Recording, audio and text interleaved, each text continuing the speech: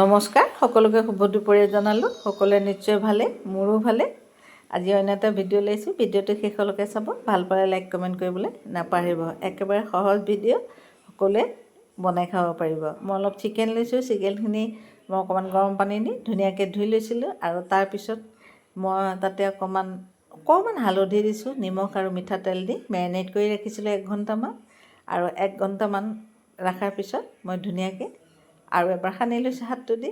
আৰু অইন চাইডে কেৰাহীত মই তেল বহাইছিলোঁ। তেলখিনি যেতিয়া ধুনীয়াকৈ গৰম হৈছে তাতে মই চিকেন দি দিছোঁ। চিকেনখিনি এটা চাইড ধুনীয়াকৈ মোৰ যেতিয়া ৰঙচুৱা হৈছে, মই যিহেতু চিকেনখিনি ধুনীয়াকৈ ফ্ৰাই কৰিম আৰু মই তেতিয়া বনাবলৈ বেছি সময়ো নালাগে, সেইকাৰণে মই দুইটা চাইডে ধুনীয়াকৈ চিকেনখিনিও ভাজি লৈছোঁ।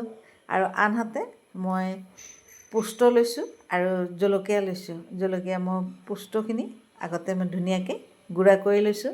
আৰু আহি পেলাই মই চিকেনখিনি যিহেতু মোৰ ধুনীয়াকৈ ভজা হৈ গৈছে, দেখিছে, মই চিকেনখিনি এখন থাললৈ নমাই ৰাখিছোঁ। আৰু মই যে ক'লোঁ পোষ্টখিনি মই গুড়া কৰি লৈছিলোঁ, আৰু তাতে মই 2-3 চামুচ দৈ দি দিছোঁ। দৈ দিয়াৰ পিছত এটা ধুনীয়া পেষ্ট মই কৰি লৈছোঁ আৰু এটা বাটিত মই ধুনীয়াকৈ ঢালি লৈছোঁ। আৰু সেই মিক্সি বাতিটোতে যিহেতু চিকেন বনাম, তাতো আদা, নহৰু, পিঁয়াজ এইখিনি লাগিবই, সেইখিনি দি পেলাই তাতে এটা মই টমেটো দি পেলাই বিলাহী দি মই এটা ধুনীয়া পেষ্ট কৰি লৈছোঁ। আৰু যিখিনি মোৰ মাংসৰ চিকেন বনোৱাৰ তেল আছিলে, সেইখিনিতে মই গোটা গৰম মছলা দিছোঁ আৰু তেজপাত 2 খিলা দি মই পিঁয়াজখিনি তাতে দি দিছোঁ। আৰু পিঁয়াজখিনি মই অলপ সময় ধৰি ভাজিছোঁ, যিহেতু পিঁয়াজৰ কেঁচা গোন্ধ এটা আছে, সেইখিনি যোৱালৈকে মই ধুনীয়াকৈ ভাজি আছোঁ। আৰু যেতিয়া পিঁয়াজ মছলাখিনি মই ভাজোঁতে কালাৰটো চেঞ্জ হৈছে, তাতে সোৱাদ অনুসৰি অকণমান নিমখ দি ভাজি আছোঁ। আপোনালোকে এনেকৈ খাবচোন, একদম মছলা একো নালাগে, খালি পোষ্ট আৰু দৈ দি এবাৰ বনাই খাই চাব, বহুত সোৱাদ হয় খাবলৈ। যিসকলে খাইছে তেওঁলোকে নিশ্চয় জানে, আৰু যিসকলে খোৱা নাই এনেকৈ এবাৰ খাই চাব। পোষ্ট এবাৰ আনি পেলাই এনেকৈ এবাৰ খাই চাব। ৰুটি হওক, ভাত হওক, সকলোৰ লগতে ভাল লাগে খাবলৈ। আৰু মই ভাজোঁতে যেতিয়া মছলাৰ পৰা তেল নিগৰিছে, তেতিয়া মই তাতে চিকেনখিনি দি দিছোঁ। চিকেনখিনি দিয়াৰ পিছত খন্তিখনে মই ধুনীয়াকৈ যাতে মছলাখিনি ধুনীয়াকৈ লাগে তেনেকৈ মই ভাজি আছোঁ।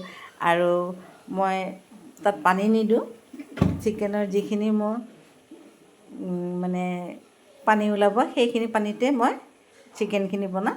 আৰু ভাজোঁতে দেখিছে মোৰ মছলা সৈতে ধুনীয়াকৈ চিকেনখিনি ভজা হওঁতে মই তাতে পোষ্ট আৰু দৈখিনি দি দিছোঁ। সেই সময়ত আপোনালোকে গেছটো কমাই দিব।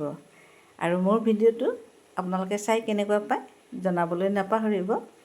তাৰপিছতে ধুনীয়াকৈ মই চিকেনখিনি দৈখিনিৰ লগত ভাজি খন্তিৰে লৰাই আছোঁ। আৰু দৈ যিহেতু বেলেঞ্চৰ কাৰণে অকণমান মই গুড় দিছোঁ। আপোনালোকে চেনি খালে চেনি দিব, গুড়ো দিব পাৰে। আৰু মই সেইখিনিত বেলেগে পানী দিয়া নাই, সেয়া চিকেনৰ যিখিনি পানী হৈছে সেইখিনিতে মই চিকেনখিনি বইলো হৈ গৈছে, সিজি গৈছে চব। আৰু অলৰেডি মোৰ চিকেন হৈ গৈছে, বেছি সময় নালাগে, কাৰণ মই চিকেনখিনি ভাজি লৈছোঁ। আৰু শেষত অকণমান ঘিউ দি দিছোঁ। আপোনালোকে অকণমান ঘিউ দিব। আৰু মই অইন একো মছলাই দিয়া নাই, আৰু পিছত মই হালধিও দিয়া নাই, যিখন মেৰিনেট কৰোঁতে দিছিলোঁ। আৰু মই ঘিউ দিয়াৰ পিছত খন্তিখনে অকণমান লৰাইছোঁ আৰু গেছটো অফ কৰি দিছোঁ। এয়া আছিল আজি মোৰ ৰেচিপি। আপোনালোকে কেনেকুৱা পালে জনাবলৈ নাপাহৰিব। অন্য এটা ভিডিঅ' লৈ মই আকৌ আহিম। আৰু মই যেতিয়া ধুনীয়াকৈ হৈছে, মই এটা বাটিত মই নমাই ৰাখিছোঁ। আৰু ভিডিঅ'টো যদি ভাল পায় তেতিয়াহ'লে লাইক কমেণ্ট কৰিবলৈ নাপাহৰিব। অন্য এটা ভিডিঅ'লৈ আকৌ আহিম। আজিলৈ আহোঁ, বাই বাই।